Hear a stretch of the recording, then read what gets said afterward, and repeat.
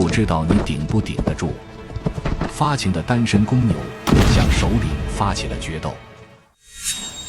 社牛首领正值壮年，他统领着整个牛群，拥有与所有母牛交配的权利，是当之无愧的社交牛逼症。每当到了牛群发情的季节，社牛首领便会迎来单身公牛的挑战。今日前来谋权篡位的是丧彪，他年富力强，野心勃勃，是要夺取社交牛逼症。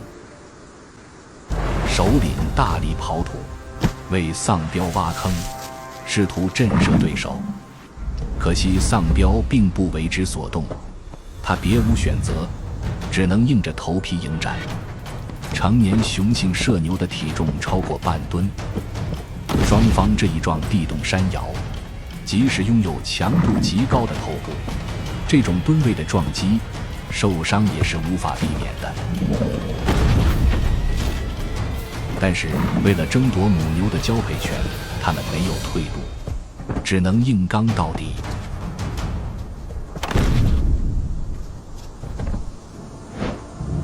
雄性社牛为母牛生，为母牛死，为母牛奋斗一辈子，最后弄得脑子不太好使。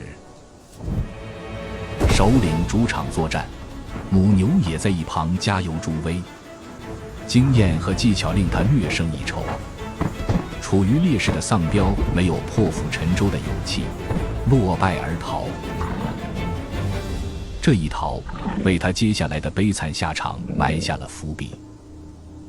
社牛首领成功捍卫了自己的王冠。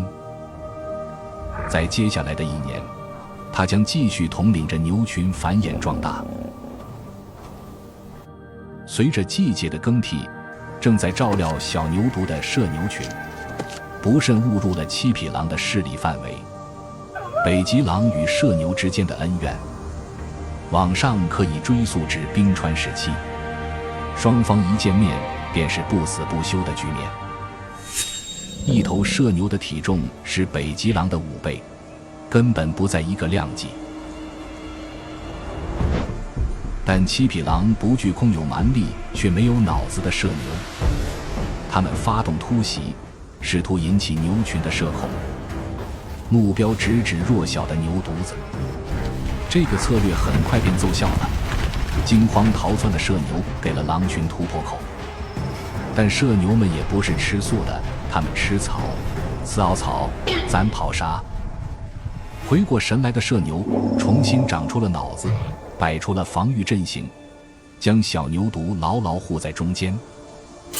没有任何一匹狼敢直面社牛的蛮力冲击，权衡利弊之下，7匹狼放弃了营养价值极高的牛肉。寻找食物的征途没有尽头，狼群想要生存下去，必须寻找一切的机会。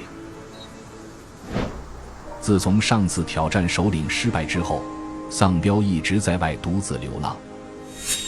单身已经够惨了，更惨的是他还属牛马。buff 叠满了，在一个河沟旁，他不幸被饥饿的狼群盯上了。单挑胜负没有悬念，但狼群只会群殴，他们对丧彪发起了车轮战。